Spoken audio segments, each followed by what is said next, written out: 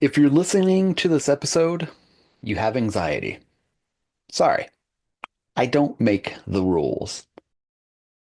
But you're also host to one of the most beautiful and long-standing human traditions, and that's ritualized anxiety.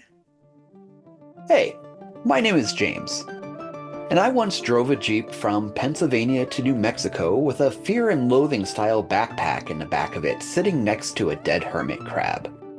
I'm here today to dork out about dungeons and design on Crumbling Keeps, the Dungeon Dorks.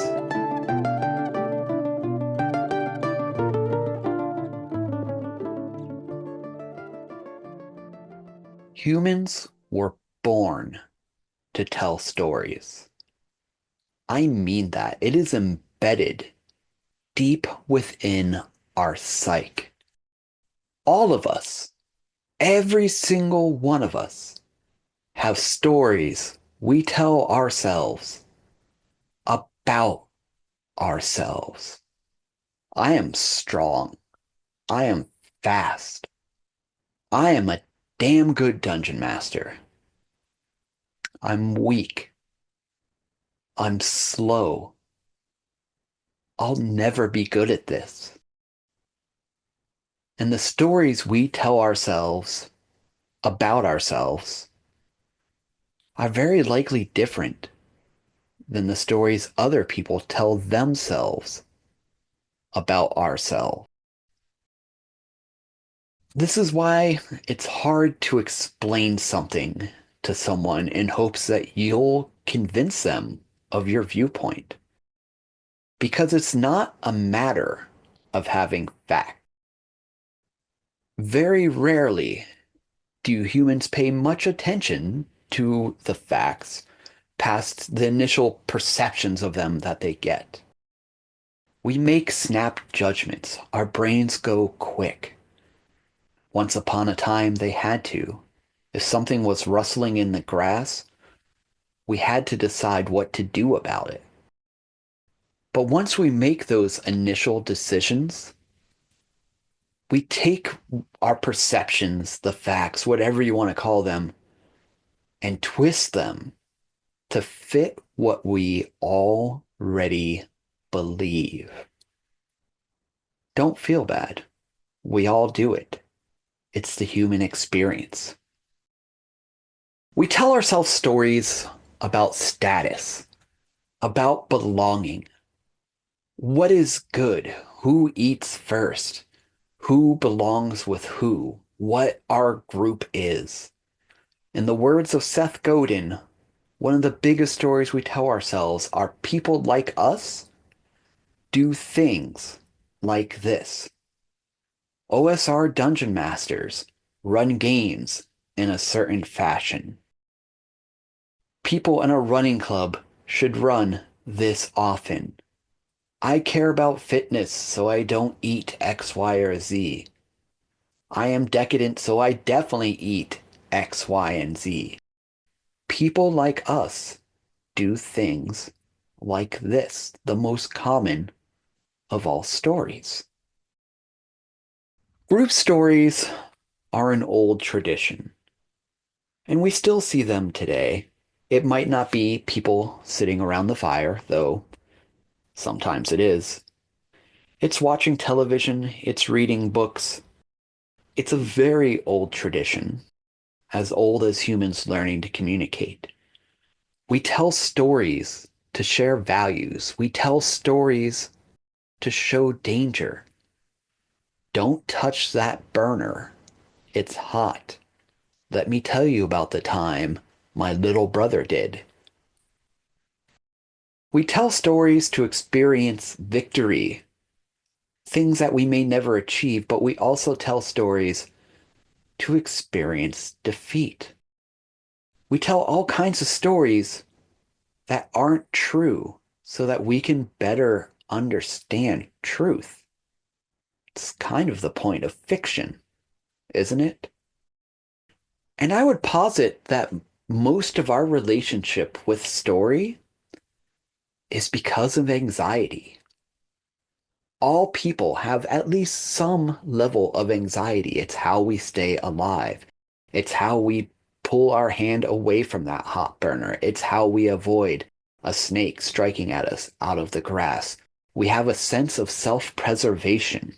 And of course, many of us have some anxiety that's a little out of control, myself included sometimes. But anxiety isn't a bad thing. It's just another tool in what makes us human. And it's what makes us obsessed with control. Control equals safety. But how do we know what to do in a situation we've never been in? How can we control that? We can tell stories about it before it ever happens, and we can listen to other people's stories.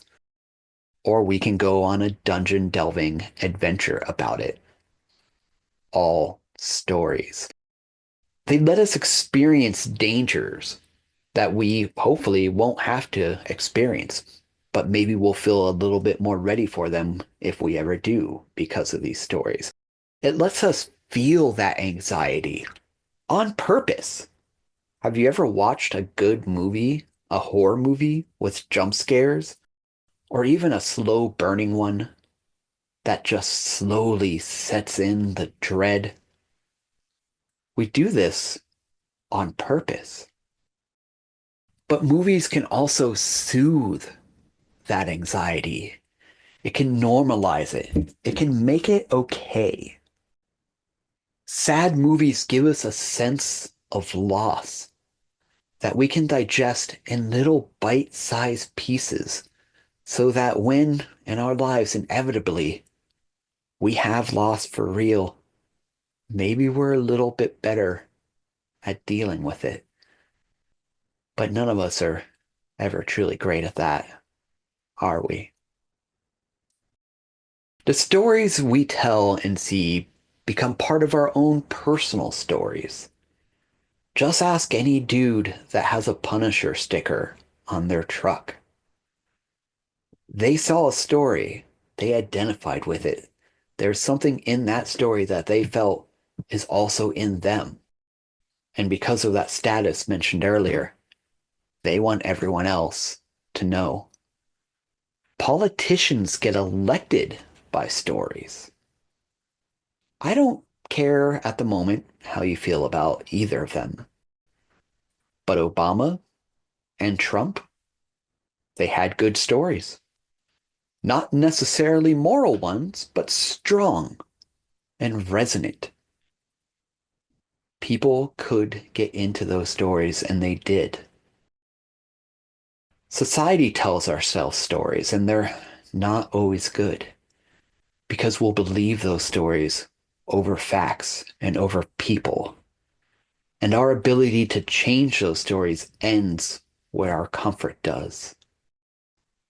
We believe what we believe in some ways because it makes it easier for us to live our lives. So even when there's people out there that are different from us and who have experiences we haven't had and can't understand, we can demonize them because we have the stories to do so. Stories. They're one of the biggest reasons we play RPGs. We create stories with ourselves, with our friends, and even the simplest dungeon crawler is a way to push our luck and experience danger and stories in a way that we're unlikely to ever do in real life. If you're listening to this episode, it's because you tell stories. And I just want to thank you for carrying on the tradition. Thanks for listening to today's episode. If you have any questions about anything I talked about here today or on any past episodes of Dungeon Dorks, go to crumblingkeep.com/question and ask away, or just check the link in the show notes.